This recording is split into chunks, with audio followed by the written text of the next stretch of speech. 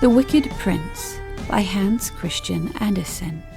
Read by Delilah M. Rainey. There was once a wicked and arrogant prince whose heart and mind were set upon conquering all the countries of the world and to inspire all men with fear. He devastated their countries with fire and sword, and his soldiers trod down the crops in the fields and set fires to the peasants' houses, so that the flames licked the leaves from the trees, and the fruit hung burned upon black, charred branches. With her naked baby in her arms, many a poor mother took refuge behind the still smoking walls of her burned house, and the soldiers sought for her, and when they found her, she was new food for their diabolical enjoyment.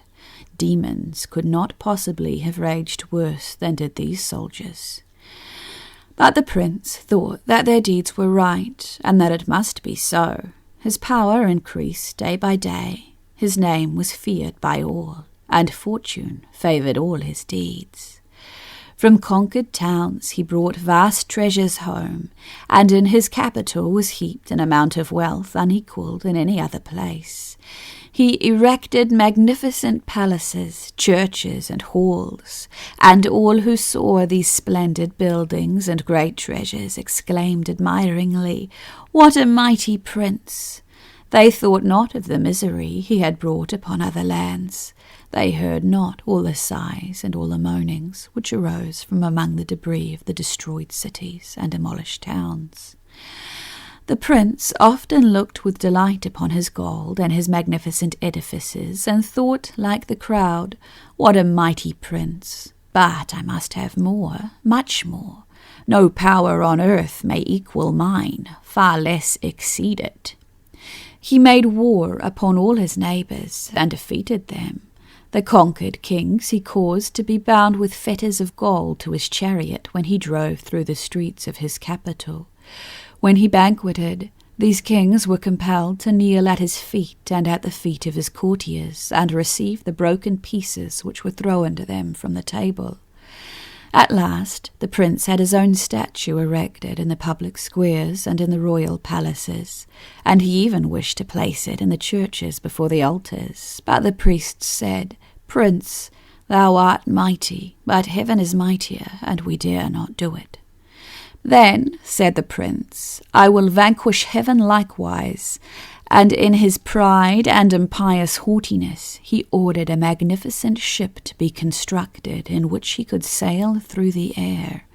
It was beautiful and colourful to behold, like the tail of a peacock, and seemed to be studded with thousands of bright, shining eyes. But each eye was the muzzle of a gun. The prince sat in the midst of his ship, and had only to touch a spring in order to make all the bullets fly out on all sides, while the guns were at once loaded again.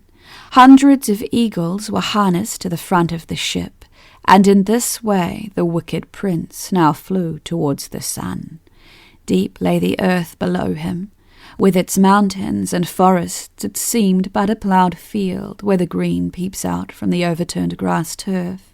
Soon it appeared like only a flat map, and at last it lay completely hidden in mist and cloud. Higher and higher rose the eagles up into the air. Then God sent one of his numberless angels against the ship.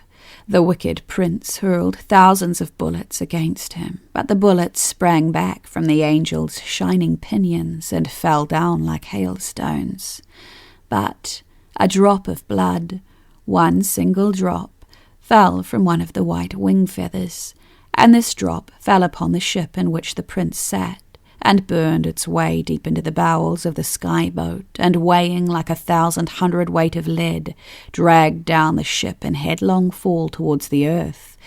The strongest pinions of the eagles broke, the wind roared around the prince's head, and the clouds, formed from the smoke of burned cities, drew themselves together in threatening forms like huge sea crabs many miles long, which stretched forth their claws towards him, and rose up like enormous rocks from which rolling masses dashed down, and became fire-vomiting dragons, till the prince lay half dead in the ship which at last remained hanging in the thick branches of a forest.